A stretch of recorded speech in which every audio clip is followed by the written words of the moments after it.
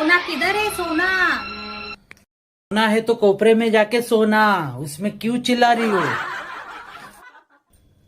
ओ वाला सोना नहीं चाहिए कृष्णा, मुझे पहनने वाला सोना चाहिए, असली असली। ये तो नकली है।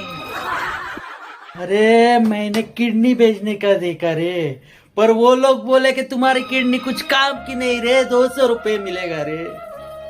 इसके लिए मैं सोना नहीं ला सकता आपको।